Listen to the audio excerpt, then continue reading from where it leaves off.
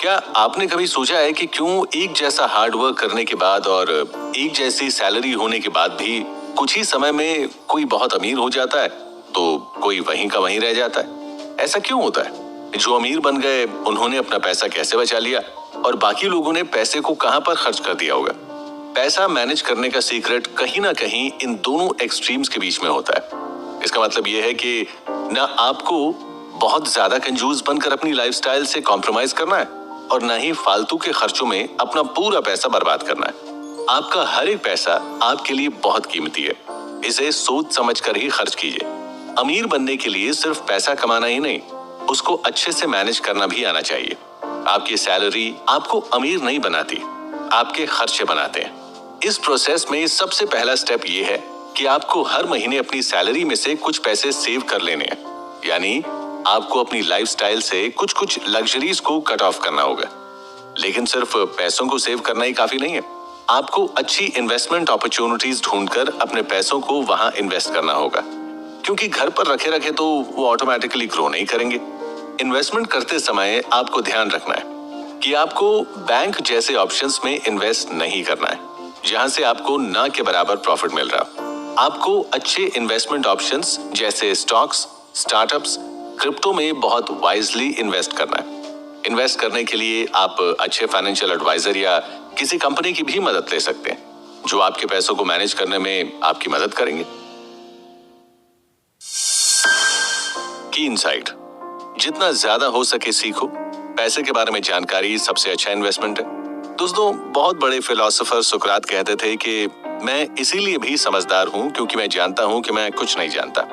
असली समझदारी ये मानने और समझने में होती है कि आप बहुत कम जानते हैं और आपको बहुत कुछ जानना है। यही सेम फिलॉसफी पैसे कमाने में और अमीर बनने में भी अप्लाई होती है। एक बार जब आपने एक्सेप्ट कर लिया कि आपको बहुत कम मालूम है, तो आप फिर इस फाइनेंशियल वर्ल्ड के बारे में जानने के लिए हमेशा क्यूरियस रहेंगे और इस तरह धीरे धीरे आप इन्वेस्टमेंट और वेल्थ को लेकर बहुत सारी नॉलेज एक्वायर कर लेंगे। अनफॉर्चुनेटली बहुत सारे लोग फाइनेंस के बारे में ये मानने को तैयार ही नहीं होते कि उन्हें बहुत कम मालूम है और वो अपनी इसी कम नॉलेज के सहारे जल्दबाजी में बहुत सारे गलत इन्वेस्टमेंट कर देते हैं।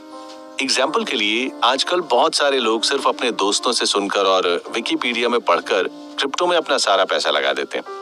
ऐसे लोग बिना कोई रिस्क एनालिसिस और फाइनेंशियल प्लानिंग के पैसे इन्वेस्ट कर देते हैं और बाद में अगर उनके सारे पैसे डूब जाते हैं तो वो अपनी नॉलेज पर सवाल उठाने की बजाय पूरा ब्लेम अपनी किस्मत पर डाल देते हैं। कुल मिलाकर बात सिर्फ इतनी है कि अगर आप कुछ स्टेप्स एक्स्ट्रा लेकर थोड़ा एफर्ट और डालकर फाइनेंस और इन्वेस्टमेंट के बारे में पढ़ लेते हैं तो आप बाकी लोगों से बेहतर फाइनेंशियल वर्ल्ड को जान पाएंगे और इससे आपको बाकी लोगों से बेहतर और जल्दी अच्छी इन्वेस्टमेंट अपॉर्चुनिटीज को पहचानने में भी मदद मिलेगी। की इनसाइट, सीखने के लिए कभी गलतियों से डरना नहीं चाहिए, बल्कि ट्रायल एंड एरर का रास्ता अपनाना चाहिए। दोस्तों, सोशल मीडिया ने आज दुनिया को इतना फास्ट बना दिया है कि किसी भी चीज पर हमारा फोकस 15 सेकंड से ज्यादा नहीं होता है और इसी कारण हम अपनी लाइफ की बाकी चीजों को भी फास्ट करना चाहते हैं। रातों रात हम पैसा कमाकर अमीर बनना चाहते हैं। इसी कारण बहुत से लोग आजकल इन्वेस्टमेंट के शॉर्टकट तरीके जैसे लॉटरी और बैटिंग पर ज्यादा भरोसा करने लग गए। किसी के पास भी आज अमीर और सक्सेसफुल बनने के लिए पेशेंस और टाइम नहीं है।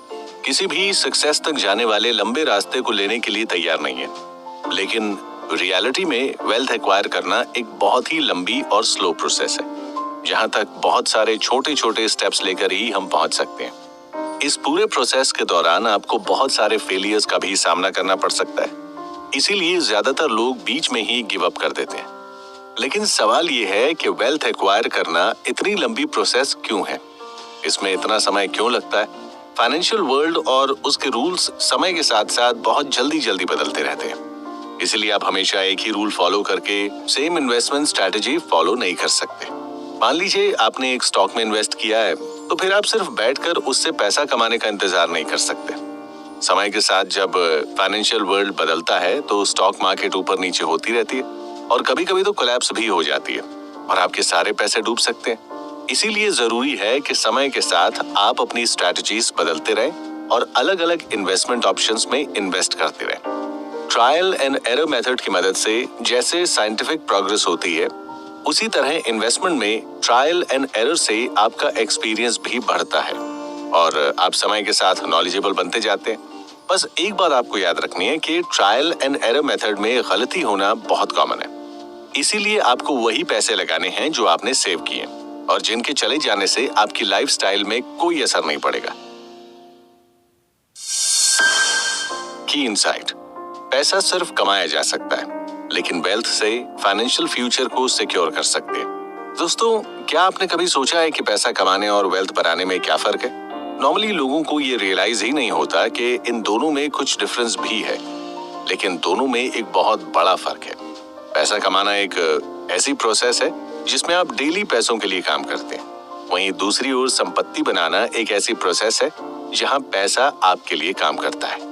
इसको और बेहतर समझने के लिए मान लीजिए आप एक फैक्ट्री में मैनेजर की पोस्ट पर काम कर रहे हैं। हर महीने आप एक अच्छी खासी सैलरी घर ले जाते हैं। क्या आप इसको वेल्थ बनाना कहेंगे? बिल्कुल नहीं, क्योंकि इसके लिए आप दिन रात काम कर रहे हैं और सैलरी आते ही वो आपके महीने के खर्चों में चली जाती है।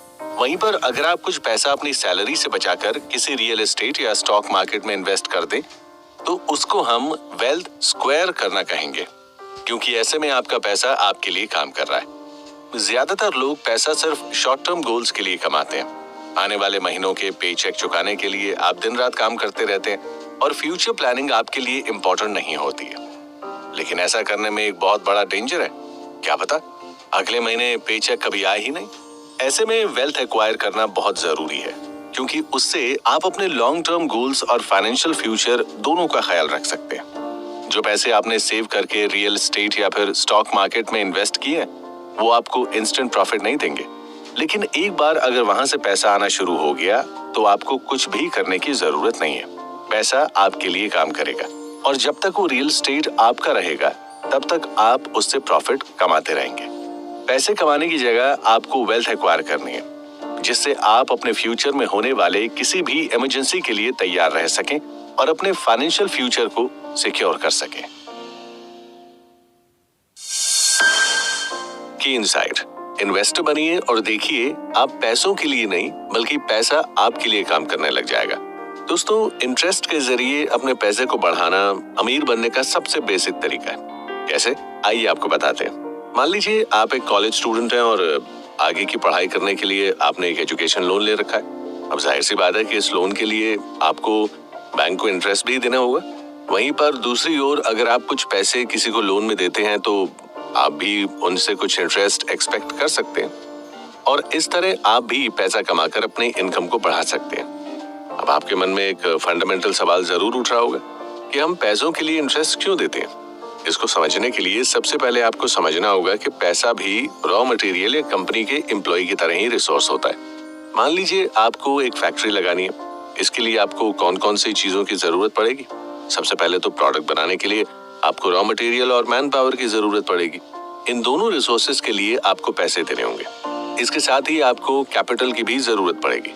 इस तरह देखा जाए तो कैपिटल भी रॉ मटेरियल और एम्प्लॉइज की तरह ही एक रिसोर्स है। जब आपने बाकी दो रिसोर्सेज के लिए पैसा दिया है तो कैपिटल के लिए भी कायदे से आपको पैसा देना ही होगा। जैसे फैक्ट्री की तरफ एम्प्लॉइज को अट्रैक्ट करने के लिए आप सैलरी देते हैं, उसी प्रकार कैपिटल को अट्रैक्ट करने के लिए आपको इंटरेस्ट देना पड़ता है। इन्वेस्टर बनकर लोन देकर इंटरेस्ट के जरिए पैसा कमाना अपनी वेल्थ को ग्रो करने का एक बहुत ही इफेक्टिव तरीका है। समय के साथ आप पैसों के लिए नहीं बल्कि पैसा आपके लिए काम करने लग जाता है और आप वेल्थ एक्वायर करते चले जाते हैं। की इनसाइट: किस्मत उन्हीं का साथ देती है जो खुद अपना साथ देते हैं। दोस्तों, आपके हिसाब से क्या लक और हार्डवर्क में कोई कनेक्शन है या लक सिर्फ आपकी मेहनत और लगन का नतीजा होता है? मान लीजिए आप बहुत मेहनत और लगन से प्रैक्टिस करने के बाद एक क्रिकेट टूर्नामेंट खेल रहे हो। आखिरी बॉल पर 4 रन की जरूरत है। बॉल आपकी बैट से टकराकर पीछे की ओर 4 रन के लिए चली जाती है। क्या आप इसे प्योर लक या चांस का गेम कहेंगे? बिल्कुल नहीं। लक आपके साथ था क्योंकि आपने हार्ड वर्क किया था। आपकी प्रैक्टिस की वजह से बॉल आपकी बैट से टकराई और आप जीत गए।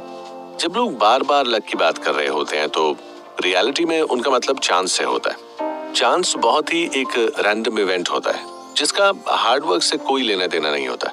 जैसे लॉटरी की टिकट जीतना पूरी तरह चांस का खेल है, लक तो लोग अपने हार्डवर्क और प्रैक्टिस से ही कमाते हैं। अब आपके मन में ये सवाल जरूर आया होगा कि हम अपने आप को ज्यादा लकी कैसे बना सकते हैं। इसके लिए आपको बस लगातार उन अपॉर्चुनिटीज की तलाश में रहना है जिससे आप अपनी वेल्थ को और इंक्रीज कर सकें।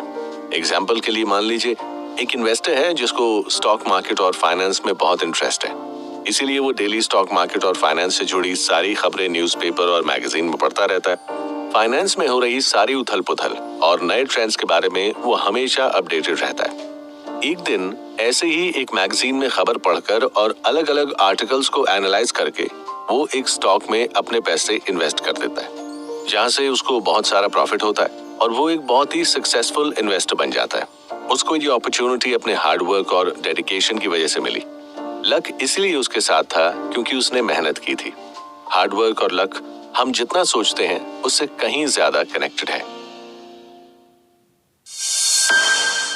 की इनसाइट, हार्डवर्क के जरिए अच्छी अपॉर्चुनिटीज को ग्रैब करें और प्रोक्रेस्टिनेशन से बचें।